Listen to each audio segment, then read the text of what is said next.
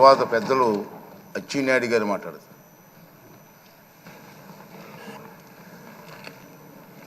అధ్యక్ష, 16వ శాసనసభకి శాసనసభాపతిగా, అందులో మా ఉత్తరాంధ్ర జిల్లాల నుంచి 5వ శాసనసభాపతిగా ఎన్నికైనందుకు తెలుగు ప్రజల తరపున, ముఖ్యంగా ఉత్తరాంధ్ర ప్రజల తరపున, తెలుగుదేశం పార్టీ తరపున హృదయపూర్వకంగా మీకు అభినందనలు తెలియజేస్తున్నాను. స్వాతంత్రం వచ్చిన తర్వాత 37 సంవత్సరాలు కొన్ని వర్గాలకే పరిపాలన పరిమితమైనటువంటి సందర్భంలో 1982వ సంవత్సరంలో విశ్వవిఖ్యాత నట సార్వభౌములు నందమూరి తారక రామారావు గారు తెలుగుదేశం పార్టీ స్థాపించారు.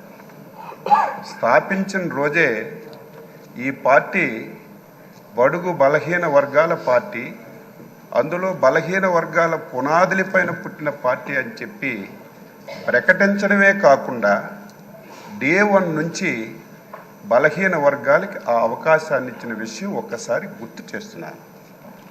అందులో భాగంగానే బలహీన వర్గాలకు చెందినటువంటి అయ్యన్న పాత్రుడు గారు అతి చిన్న వయసులోనే శాసనసభకి అవకాశం ఇచ్చినటువంటి నాయకుడు ఎన్టీ రామారావు గారు తెలుగుదేశం పార్టీ అని చెప్పి బలహీన వర్గాల వ్యక్తిగా గర్వంగా చెప్పదలుచుకున్నారు.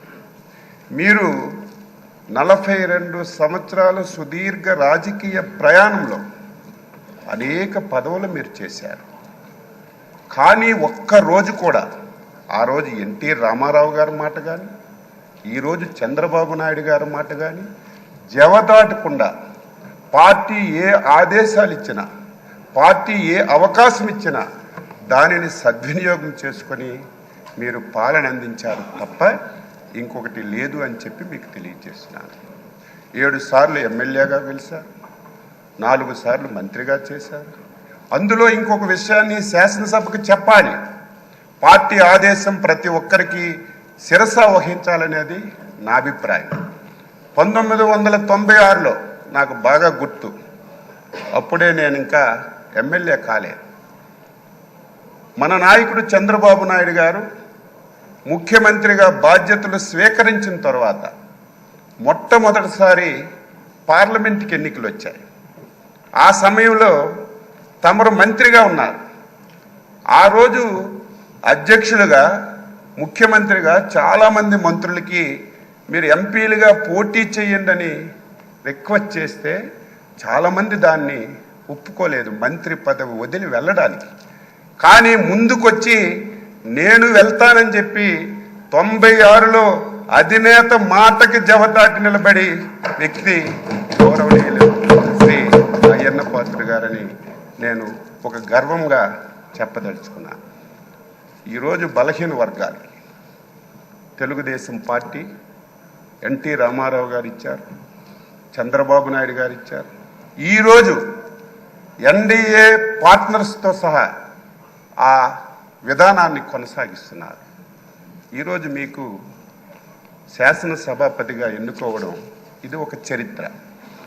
ఈరోజు నిన్నటి వరకు ఓట్ల గురించి, రాజకీయం గురించి, నా ఎస్సీలు, నా బీసీలు, నా మైనారిటీలు అని ఓకదంపుడు ఉపన్యాసాలు ఇచ్చినటువంటి కొన్ని పార్టీలు, కొంతమంది వ్యక్తులు ఆ పార్టీ పేరు చెప్తే మనకే నష్టం, ఆ వ్యక్తుల పేర్లు చెప్తే మనకే నష్టం. అటువంటి పార్టీలు ఒక బలహీన వర్గాలకు చెందిన వ్యక్తిని ఎన్డీఏ ఆ స్థానంలో కూర్చోపెడితే ఈ ఘట్టాన్ని చూడడానికి కూడా ఇష్టం లేనటువంటి పార్టీలు, నాయకులు ఈరోజు రాష్ట్రంలో ఉండడం బాధ కలుగుతుందని ఈ సందర్భంగా తెలియచేస్తున్నారు. మీరు చాలా పోర్ట్ఫోలియోలు చేశారు.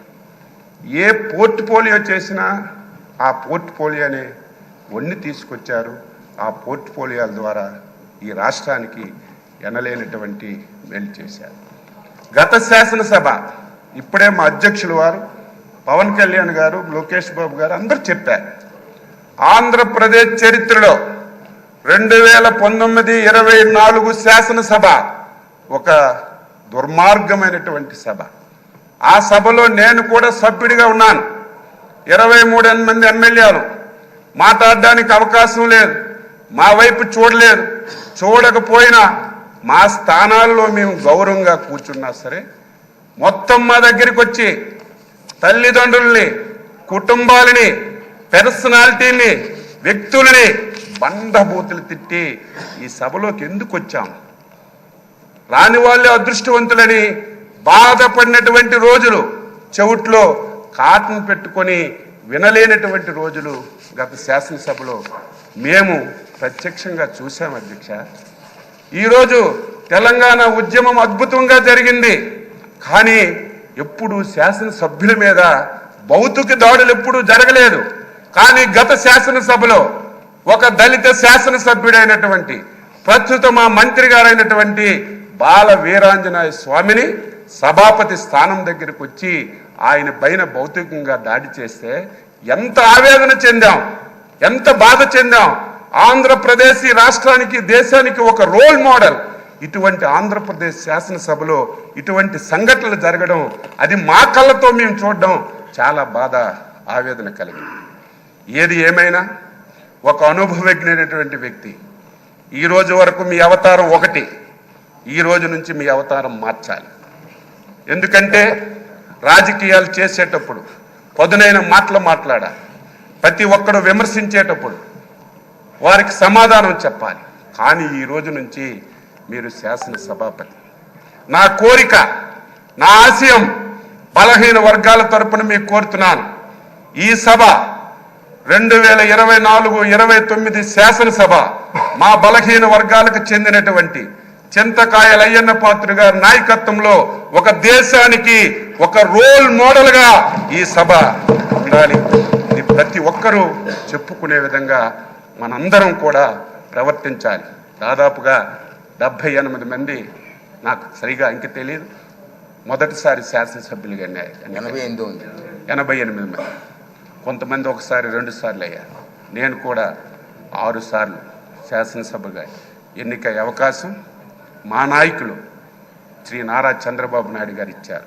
ఆయన ఎప్పుడైతే ముఖ్యమంత్రిగా బాధ్యతలు స్వీకరించారో అప్పుడే నేను ఎమ్మెల్యే అయ్యాను. నేను కూడా సభ్యులందరికీ కోరుతున్నాను, ఎవరమైనా సరే కొంతమంది వ్యక్తులు పేర్లు ఈ శాసనసభలో వినడానికి వీలు లేదు, పార్టీల పేర్లు ఎక్కర్లేదు. ఎవరు ఏది చెప్పినా స్వచ్ఛంగా మనం సమాధానం ఇద్దాం, రాష్ట్ర ప్రయోజనాల గురించి పనిచేద్దాం. ఈ పార్టీ మీద ఒక అచంచలమైన విశ్వాసంతో, ఎన్డీఏ మీద ఒక అచంచలమైనటువంటి ఒక నమ్మకంతో ఒక మ్యాండేట్ ఇచ్చారు. దీన్ని మనందరం కలిసి మంచున్నతమైనటువంటి చర్చలు జరిపి మంచిగా ఈ సభను తీసుకెళ్దామని ఒక్కసారి తెలియజేస్తూ, మరొకసారి హృదయపూర్వకంగా మీకు అభినందనలు తెలియజేస్తూ, ఈ అవకాశం ఇచ్చినందుకు మీకు ధన్యవాదాలు తెలియజేస్తూ సెలవు తీసుకుంటున్నాను. గౌరవ మంత్రి గారు అనిత్ గారు